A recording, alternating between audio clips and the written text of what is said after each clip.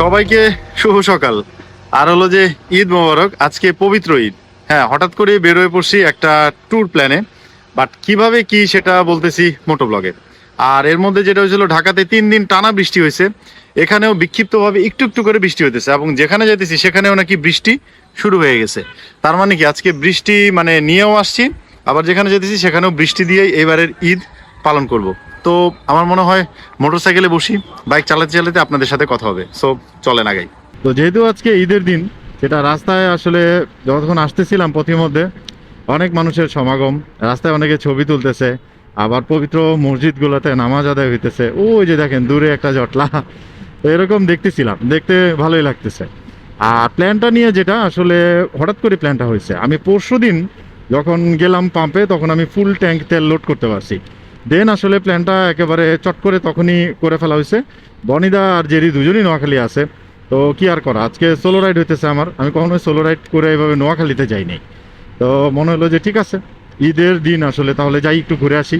তো একদিনের জন্যই একটা সফর, আজকে যাইতেছি, হয়তো কালকে আবার হয়তো ব্যাক করবো, কারণ এরপরে আবার অফিসও আছে। সকালে মোটামুটি আমি 6:28-এর দিকে বেরিয়েছি, এখন ঘড়িতে বাজতেছে অলমোস্ট 10:06।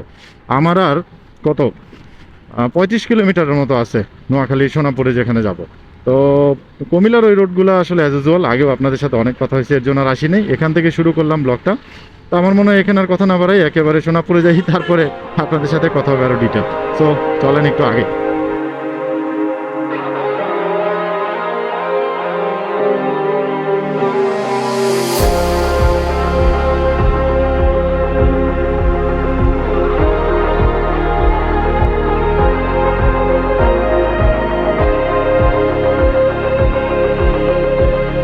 তো একটু আগে এসে আমি পৌঁছাইছি 11টা নাগাদ এরকম একটা সময়ে। তো একেবারেই মেঘলায়, যে এখনো বৃষ্টি পড়তেছে, সূর্যের কোনো দেখা আজকে নাই। তো বিকেল নাগাদ হয়তো আমরা একটু আশপাশে ঘুরতে যাব। তো এখন আসছি এদিকে একটা ভেতরে একটা জায়গাতে একটু ঘুরতেছি, আমি দাদা জেরি তিনজন একটু ঘোরাফেরা করতেছি। আর চড়ুই পাখিরে আসলে উড়াইতে পারতেছি না, কারণ বৃষ্টির জন্য। যদি উড়াইতে পারি তাহলে আপনাদেরকে একটু দেখাবো। আর বিকেলে এখানে একটা দিঘি আছে নাকি, বেশ বড়, অনেক সুন্দর একটা দিঘি, ওইখানটাতে যাওয়ার ইচ্ছা আছে। আর কালকে একটা বড় প্ল্যান আছে আমাদের, সেটা কালকে শেয়ার করবো।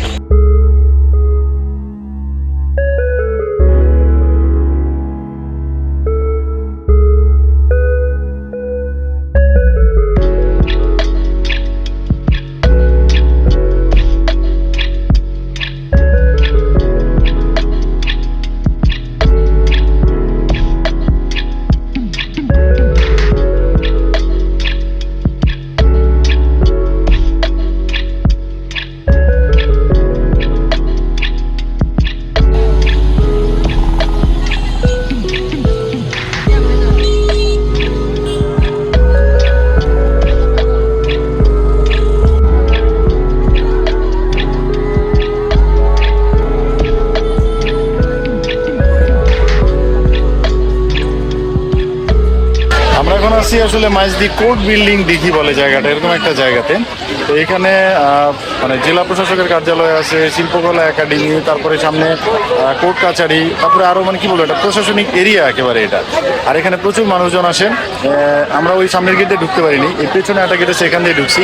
মানে ঈদের জন্য এখানে এত মানুষ, গতকালকে এখানে 4টার সময় সব বন্ধ করে দিছিল, বাট আজকে যেহেতু ঈদ পুরোটাই ওপেন, খুব একটা মানে আনন্দপূর্ণ একটা পরিবেশ, ভালো লাগতেছে এখানে।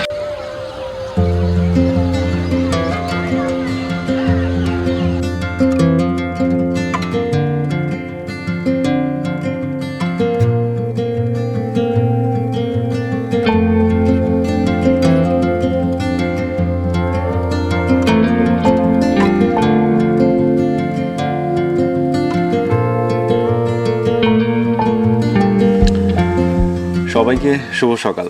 আজকে বেশ সকাল সকালে উঠা হয়েছে, ঘড়িতে বাজতেছে এখন 7:20-এর মতো। কালকে কিন্তু বেশ একটা বড় স্ট্রেসফুল দিন গেছে আমার, কারণ কি আমি সকালে কালকে উঠছি সেই 5টায়, আবার জার্নি করে আসছি, তারপরে সারাদিন মানে বিক্ষিপ্তভাবে ঘোরাফেরা, তো অলমোস্ট 11:30টার পরে যে ঘুমাই গেছি। তো আজকে ভাবছি যে মোটামুটি যতটুকু পারবো ঘুরবো, এবং আজকে আমরা রিটার্ন করব। ঈদকে কেন্দ্র করে আসলে নোয়াখালীতে আসা, নোয়াখালীতে এর আগেও আসা হয়েছে। আশেপাশে তেমন যে খুব উল্লেখযোগ্য জায়গা আছে ঘোরাফেরার জন্য তাও ঠিক না। হ্যাঁ, আজকে আমাদের একটা প্ল্যান ছিল যে আমরা মুসাফর ক্লোজার নামে একটা জায়গাতে যাওয়ার, বাট ওই জায়গাটা নাকি বাঁধ, মানে বেড়িবাঁধটা নাকি ভেঙে গেছে। তো ওখানটাতে পরে প্ল্যানটা ক্যান্সেল করে আমরা আলেকজান্ডার মোড় সেখানটাতে যাব। কালকে একটু খাওয়া দাওয়া দাওয়াত এগুলো একটু ঘরোয়া পরিবেশই থাকা হয়েছে বেশি। তো আজকে একটু বাইরে ঘোরাফেরা করব, এবং তারপরে বিকেল নাগাদ হয়তো 3টা-4টার দিকে আমরা হয়তো আবার ফিরে যাব। তো আমার মনে হয় এখানে আর দেরি না করি, আমরা বেরোয় পড়ি। অলমোস্ট আমি একেবারেই রেডি। তো এখন জেরি আর দাদা দুজনকে নিয়ে হয়তো বেরোয় পড়বো। তো চলেন যাই, আমরা আগাই। আর সকালের স্নিগ্ধতা তো একটু দেখতেই হবে, তাই না? সো আমি চড়ুই পাখিকে একটু উপরে উড়াই দিতেছি, আপনারা দেখতে থাকেন, ততক্ষণে আমরা আমাদের মোটরসাইকেলগুলোকে রেডি করি।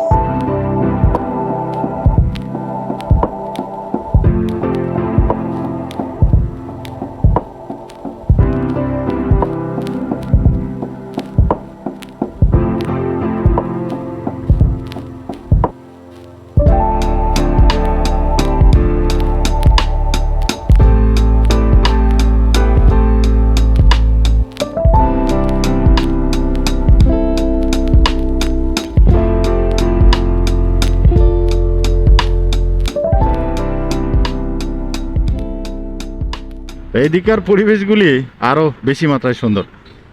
স্থানীয় একটা তেলের পাম্পে গেলাম তেল নেওয়ার জন্য, তো সেখানে আমাদেরকে মাত্র 100 টাকার তেল দেওয়া হয়েছে। 100 টাকার তেলে তো আসলে কিছুই হবে না। হ্যাঁ, যেটা বুঝতে পারতেছি যে আসলে স্থানীয়ভাবে যারা ঘোরাঘুরি করবে সারাদিন ঈদের জন্য, বারবার আসবে যাবে নিবে, এটাই ঠিক আছে। বাট আমাদের দূরপাল্লা ঢাকা যাওয়ার জন্য ওই তেল আমাদের পোষাবে না। সকাল থেকে যে ওয়েদার খুবই ভালো লাগতেছে, কারণ কি রোদ আছে, যেটা বলছি যে ঠান্ডা সুন্দর একটা ওয়েদার আছে। আজকে একটু পরে জেরিরে দিয়ে দিব মোটরসাইকেলটা, ও ড্রাইভ করবে, ওর পিছনে বসে একটু আরাম করে যাব, কারণ আজকে আমাদের একটা লম্বা জার্নি হয়ে গেছে। আমি আর দাদা আজকে ঢাকা ফিরবো, জেরি আর একটু পরে আসবে। তো সেক্ষেত্রে এখানে এখন আপ ডাউনে প্রায় 70-75 কিলোমিটার, আবার ঢাকা যাবো যে সেখানে আবার প্রায় 170, তার মানে লম্বা একটা জার্নি হয়ে যাবে আমার। তো এত জার্নি করার থেকে একটু আরাম করতে হবে। তো কিছুক্ষণ আমি ড্রাইভ করি, তারপরে জেরিরে দিব।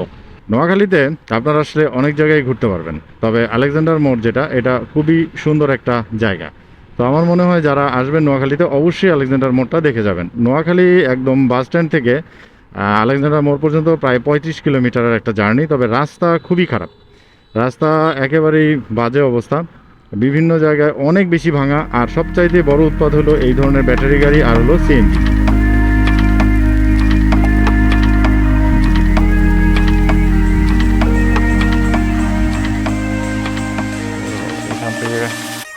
বিশাল বড় বেড়িবাঁধ, পুরাটা বেড়িবাঁধ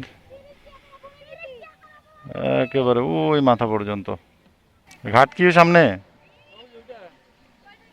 ও ওই যে ঘাট, ওই যে লোকজন বড় বেশ অনেক, রাস্তা অনেক খারাপ, আসলে খুব খারাপ। পানি কম, একেবারেই পানি কম হিসাবে এই পর্যন্ত পানি থাকে যেমন, তখন ভালো লাগে। হ্যাঁ, এটা মেঘনা নদী হবে আশা করি। ওদিকে কি ঢেউ বাবা!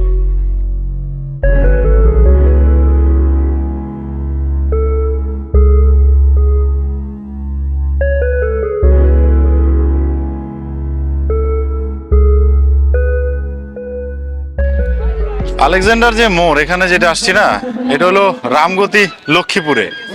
এটা পড়ছে আসলে লক্ষ্মীপুরের মধ্যে, বাট বৃহত্তর স্বার্থে যদি চিন্তা করা হয় প্রশাসনিকভাবে, তাহলে এটা আসলে নোয়াখালীর একটা পার্ট হিসেবে ধরা হয় এই আলেকজান্ডার এই মোড়টা। এটা আসলে মেঘনা নদী, এটা বড় আসলে বেড়িবাঁধ, আর এটা সুরক্ষাকারী বাঁধ, অনেক বেশি মাত্রায় সুন্দর এই জায়গাটা। আর এটা কি বলবো, বিনোদনের একটা জায়গা, প্রচুর মানুষজন এখানে আসা যাওয়া করে। আর যেহেতু ঈদের এখন সময়, অনেক মানুষ আসছে আর ঘুরতেও ভালো লাগতেছে। এই যে দেখেন দূরে যাওয়া যায়, যে বোটগুলো আছে না, বোটে করে যাওয়া যায়। এখানে 100 টাকা করে নিতেছে। ওই যে সামনে হলো আলেকজান্ডার যে ঘাট, সেটা এখান থেকে ওই ঘাট থেকে আপনি চাইলে যাইতে পারেন। আমরা আজকে যাব না, যেহেতু মোটরসাইকেল আছে, একটা রিস্ক ফ্যাক্টর আছে, সো ওইটার করবো না। তো এই জায়গাটা একটু দেখি, ঘুরি ফিরি, আর চড়ুই পাখির অবশ্যই উপরে উড়াবো। এই পুরো জায়গাটা দেখবো চড়ুই পাখির চোখে।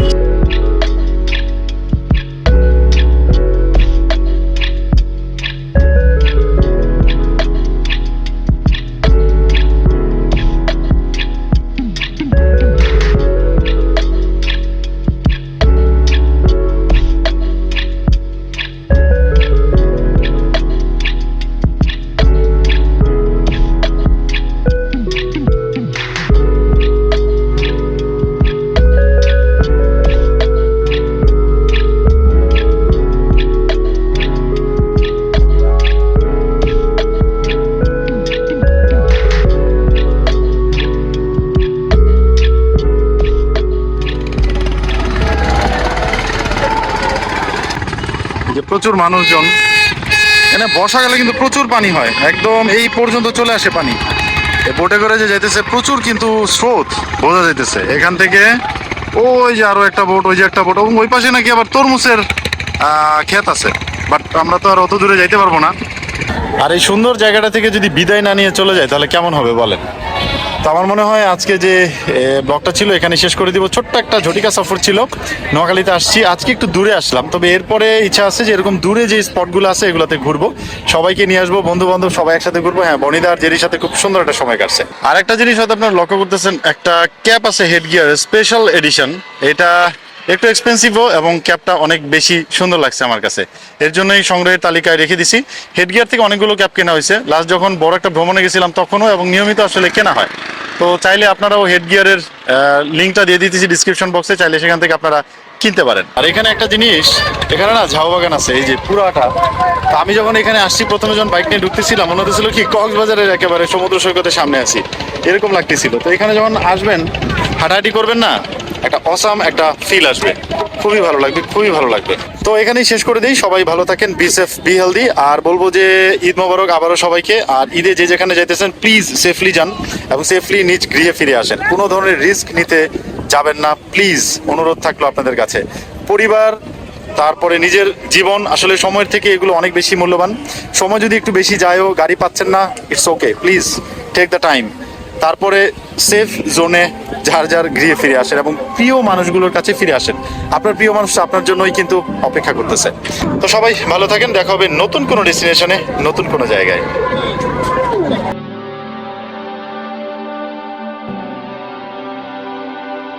মানুষ এই পৃথিবীতে শুধু হারাতে আসে, মানুষের প্রাপ্তি বলে কিছু নেই। মানুষ শুধু হারায় আর হারায়, হারাতে হারাতে শূন্য হয়ে যায়, একটু একটু করে হারায়, স্বপ্ন হারায়, কথা হারায়, সুখ হারায়, ভালোবাসার মানুষটিও হারায়। হারাতে হারাতে যেদিন একদম শূন্য হয়ে যায় সেদিন মহাকালের নিয়ম অনুযায়ী পৃথিবী ছেড়ে চলে যায়। তাই বলি, শূন্য হওয়ার আগে, সব কিছু হারিয়ে ফেলার আগে জীবনটাকে উপভোগ করুন, ভ্রমণে বেরিয়ে পড়ুন। হতে পারে তা পরিবার অথবা ভালোবাসার মানুষটির সাথে।